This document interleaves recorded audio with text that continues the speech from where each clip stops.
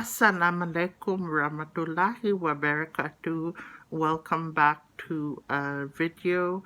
It has been a while, it has been lockdown, and as you know, mental health is very important, and I don't do too well during lockdowns.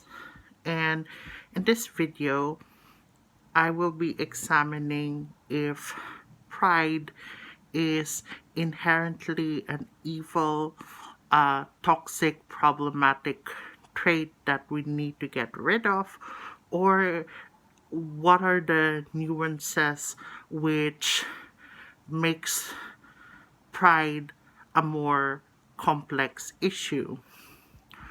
If you're coming from a Christian, especially from a biblical standpoint, pride is definitely a negative trait.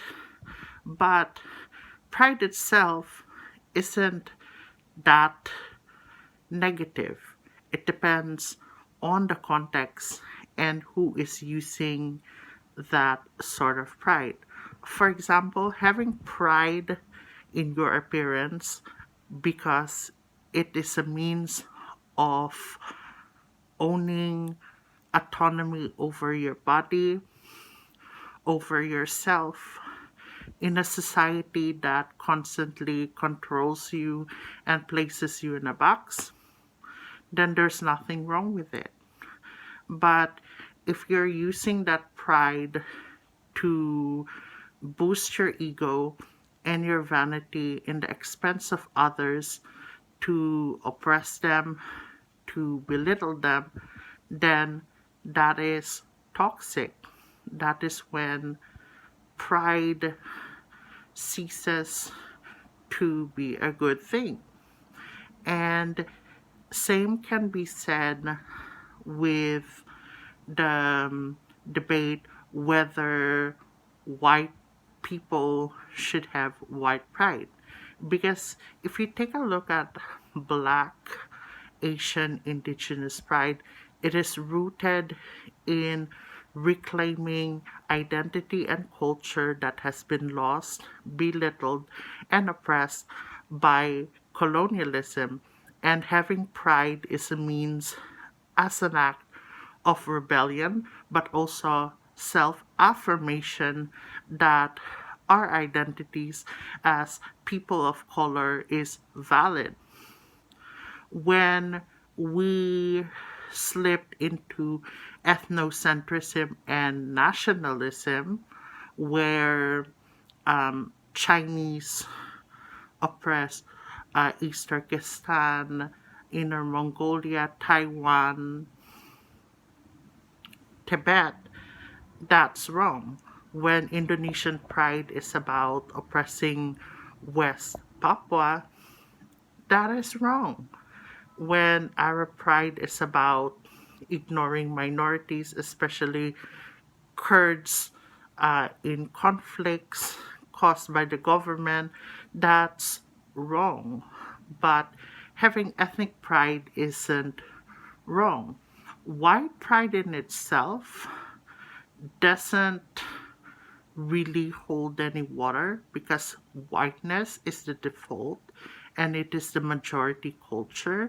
And one can argue that having individual European ethnic pride isn't bad if you do it in the proper context. For example, Irish, Scottish, Italians, and Romanians, for example, endured persecution in areas where they aren't the majority. Hence, they have the right to reclaim their culture and self of identity without putting others down.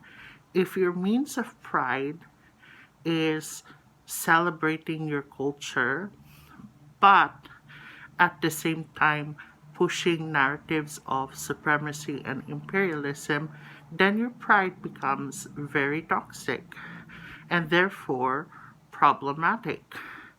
Just like how LGBTQIA plus, rainbow pride, queer pride is something that cannot be compared to straight cis pride because we have a long history and ongoing issues concerning straight people, cis people oppressing queer people. And to say, oh, why can't we have a pride?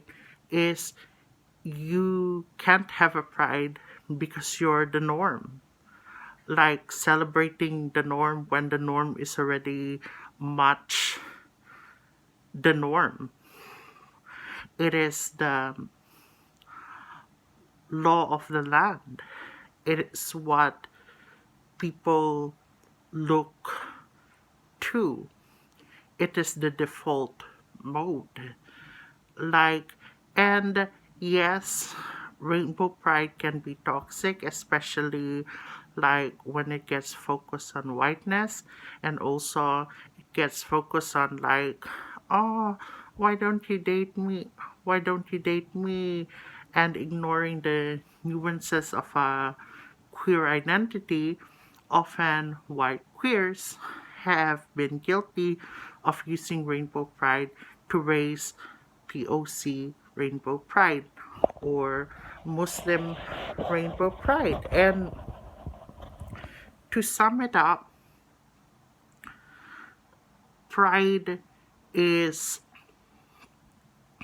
being happy in yourself or your group as a means of uplifting, but it is more outspoken.